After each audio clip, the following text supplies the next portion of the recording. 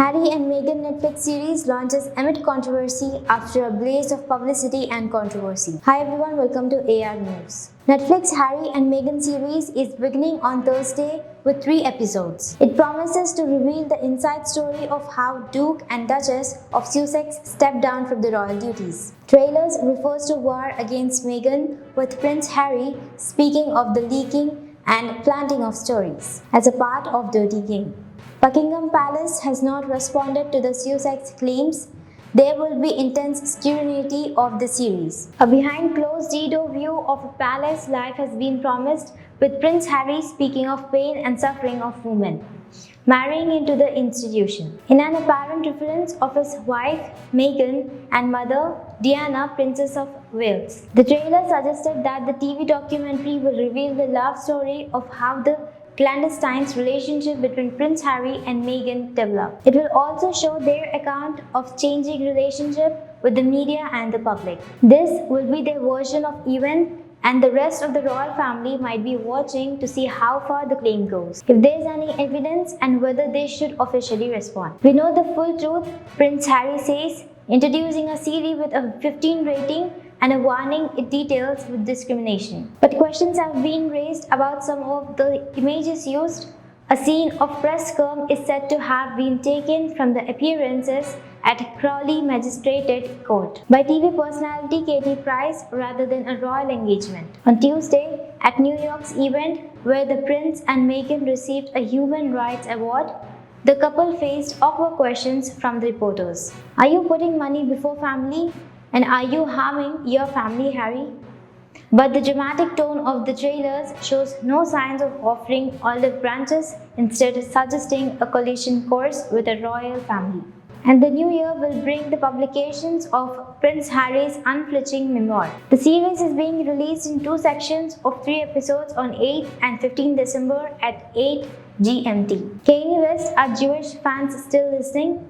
Lots of young British Jews have grown up with Kanye's West music, but many have found his comments about Jewish people extremely offensive. The US rapper, who now goes by the name Ye, has faced a backlash over the series of chaotic interviews and anti-Semitic social media posts. He recently praised Nazi leaders Adolf Hitler and was suspended from Twitter for second time after uploading an image which appeared to show a symbol of combining a swastika and Jewish star. Few Jews, if any, would now resent his political views, and even those who were Kanye's fans are conflicted over whether to keep listening to his music. I'm not going to lie, it breaks my heart, Lewis Kay, a part-time music producer from Manchester, still.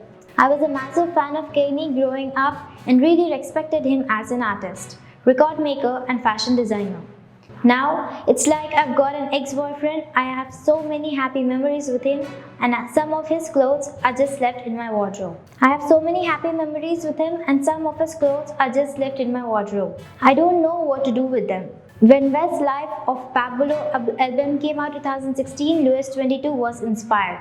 He listened to his throughout the summer while like hundreds of 16 years old every year in the UK.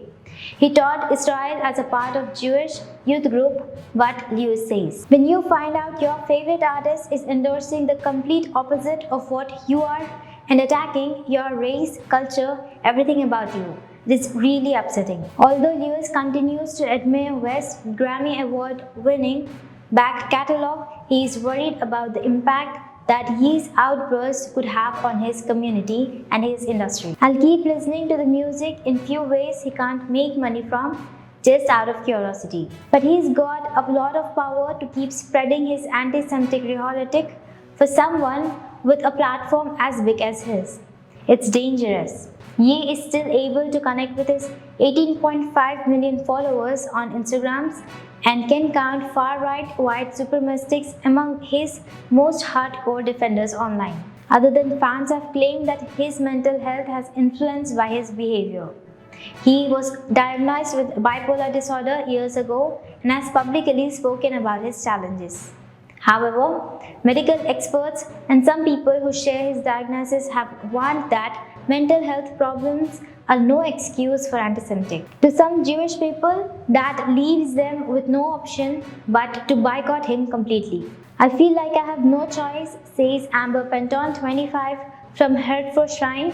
She no longer listens to Yee's music and has decided to stop wearing her collection of Yeezy trainers as after also buying and selling pairs of her free time in the past. What he's done is an attack on the Jewish people. From repeating centuries-old anti-Semitic insults to praising Nazis, it reminds us of the threats that we as a community still face. Even against the backdrop of his criticism of women's rights and public shaming of female celebrities like Taylor Swift, there's something especially violent and targeted about this. While Adidas, which has manufactured his Yeezy shoes and clothing since 2015, cut ties with the Yee last week after public pressure, his music is still available on major streaming services. John Ratner, 24, a market professional from London, was disappointed by Yee's comments but won't be deleting him from his playlist. It has changed my view on him as a person but not as an artist, he says. I still listen to some other rappers who happen to be controversial, George explained. Some people were already put off by Yee's opinions on the Black Lives Matter movement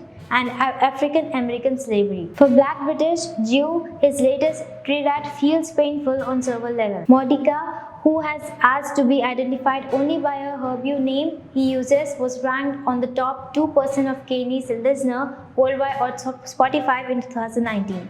He says the turning point when Yee said slavery was a choice. And after he spoke about White Lives Matters, I was done with him. But I didn't realize that I would be hit twice as hard when he started talking more about Jews and Nazis. For a while, it was absolutely hell trying to reconcile my Black identity and my Jewish identity in that context. But I think we're finally getting to a stage now where people are starting to see how hurtful Kanye's comments are, whatever their backgrounds and whoever Kanye might be offending. I'm just disappointed that it had to go this far, he adds.